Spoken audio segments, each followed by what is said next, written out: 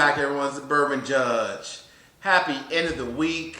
So the last review, I got to give everyone credit. Truly loved all the commentary. You know, the whole Reddit challenge. Love going back and forth. You know, it's cool to see, you know, the ones that obviously that I picked. But, you know, obviously everyone has their own palate, and people was like, hey, Bourbon Judge, you should have included X or Y, which is pretty cool, right? That's the best thing about, like, bourbon, right? Is being able to enjoy it with good friends, being able to enjoy it with all of you guys and gals out there. So I love that, and thank you for that. However, for this week, the end of the week, we're going to go ahead and bring it back to, now this is a brand new bourbon, just came out, Hunt and Gather, right? There's the bottle. Pretty cool, by the way. So this is Hunt and Gather, limited release. This is lot number 1, folks. We're talking numero uno, right? Oh, hold on. Numero uno. All right, we got to change that up. I said uno, right? That's not a word. Numero uno. First release, right? So let me just drop some knowledge on you about Hunt and Gather. But before I do that, a couple of things. I need your help, honestly. Number 1, hit the like button below. Number 2, drop me a comment. I love going back and forth. That's probably one of the best things, is going back and forth with everyone out there in the bourbon community via the comments. So drop me a comment. Let me know what you think about this bourbon, as well as any other bourbons that you would like to see on the channel coming up. Number 3, also make sure you hit the lovely subscribe button. Hook a brother up. Hit the subscribe button. Really would appreciate it. But back to Hunt and Gather, right? So Hunt and Gather, very unique, I guess, in a way, right? So they are a brand new, let's call it, bourbon company. They are sourcing all their bourbon. So very similar to, like, think of like your smoke wagons, think of your Old Carters, you know, or Joseph Magnus. They are sourcing all their bourbon, and in this case, all from Kentucky-based distilleries, right? So actually, as you can see on the front of the bottle, is aged 15 years. This is batch 1, coming in at barrel proof, but only at 107 proof. So that's a nice little sweet spot, right? And then from an MSRP, so this one, MSRP, I believe it's like $95. I actually didn't buy this. I always give a shout out to my wife, Mrs. Judge. She actually found it for, I think it's $5 over MSRP. So she found it for like $100, right? Which is not bad, right? And I will say, oh, goodness gracious. Woo! I didn't want to come off. This was a little hard to find for at least for Mrs. Judge. When she found it, there were a good number of bottles on the shelf, but there weren't a ton, right? So there wasn't a ton on the shelf. And I will say, you know, they only actually made 2,600 bottles of this. So today's review is not so much, can I go out and find this one? It's more about future releases, right? Batch 2, batch 3, will it be as good? Will they be able to find just quintessential great source barrels of bourbon going forward, right? So we'll see whether or not that's true or not. All right, let me go ahead and get into the notes real quick. So, cool thing about Hunt and Gather is if you look online, no one, and I mean no one, knows who makes Hunt and Gather. In terms of like where this one was sourced from, right? Was it sourced from? We know it's Kentucky. There's been, you know, back and forth online. Everyone's saying, oh, I think it's Barton 1792, or I think it's Heaven Hill. Is it Buffalo Trace? Is it Wild Turkey? No one really knows, truly. And obviously Hunt and Gather is not saying, unlike Smoke Wagon, where they'll tell you straight up, this is MGP, or even Joseph Magnus, where they'll also say, this is MGP, and then we finish it in different barrels. They're not telling you who's making it, right? So I guess it's on all of us to kind of figure that out, at least for batch 1. All right, so at the end of the video, I'm going to tell you 2 things. Number 1, is it a buy or a no buy?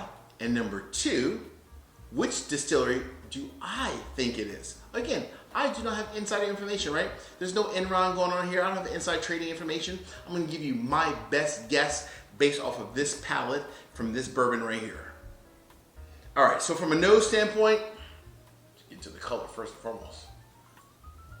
All right, 15 years, 107 proof.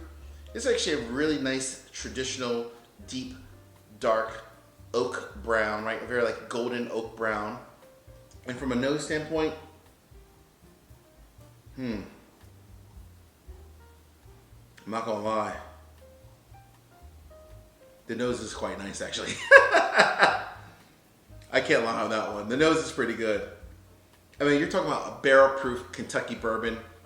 The majority of Kentucky distilleries out there, they do it quite well. Especially like the really good traditional Kentucky distilleries. This is nice. So, on the nose, I get a ton of, gosh, this is like, you know when you're standing in the rick house and you're just smelling that angel share, what's going up, right? What's evaporating out. This smells so nice and lovely, folks. I get a ton of very light and crisp. I get a ton of like vanilla, some apples. Wow, this is really nice, actually. Much nicer than I thought it would be. So I had a pour of this a while ago when I first got it. Had a very small pour, right? The neck pour, as my man Brian would say, beginning bourbon. I had a little neck pour of it at the beginning, and it was okay at that point, right? So this is my second time now trying this. But from the nose, I get a ton of, let me just close it out.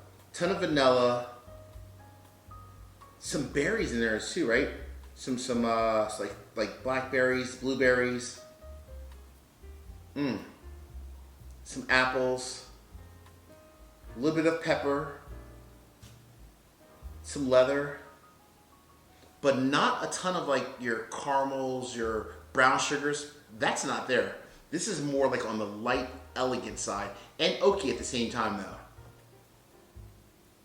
Wow, this is really nice on the nose. Actually, really nice.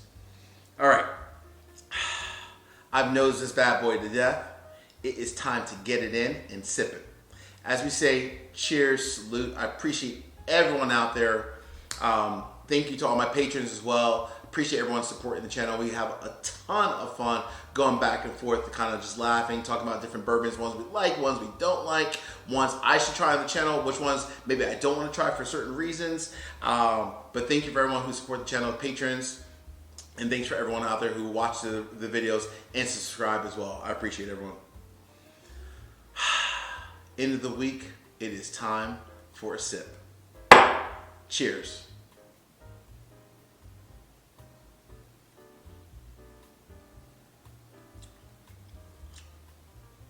Ooh, okay. That's interesting in a way. Let me get a little bit more,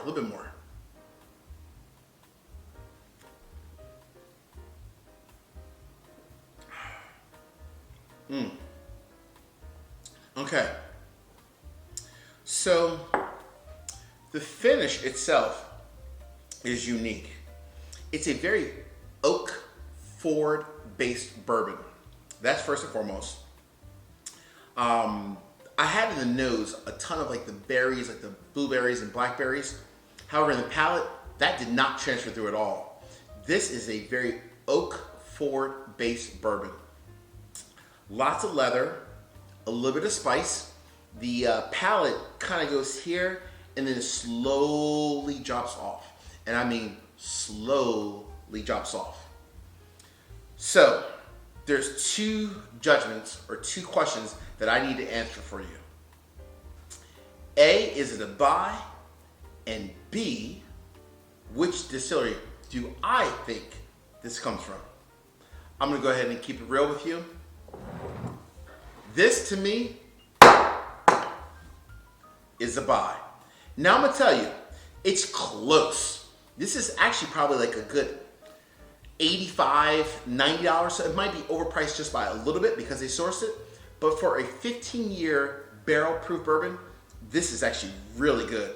Slightly maybe overpriced, so if you're willing to spend an extra $10 to $15, because again, it should be like a $80 to $85 bottle. It cost me $100. If you're willing to pay the extra $15, I would say go for it.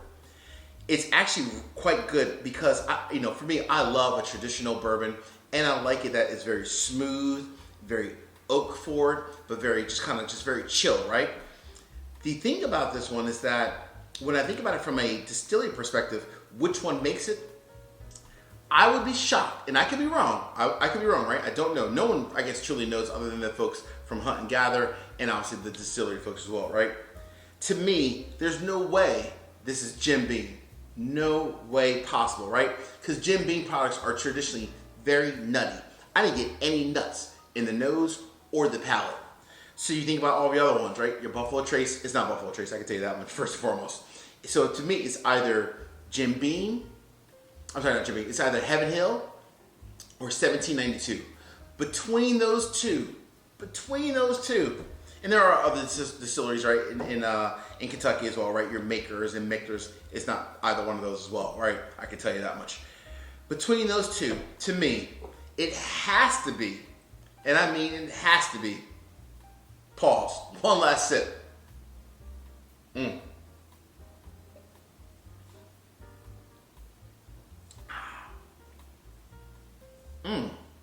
Wow, that is nice. Folks, hands down, this, right, my friends, is 1792, aged 15 years. It's a buy. I love my 1792. I can almost guarantee you this is Barton juice. Delicious. As always, I appreciate everyone out there. Thank you guys and gals. We'll talk to you guys next week. Peace.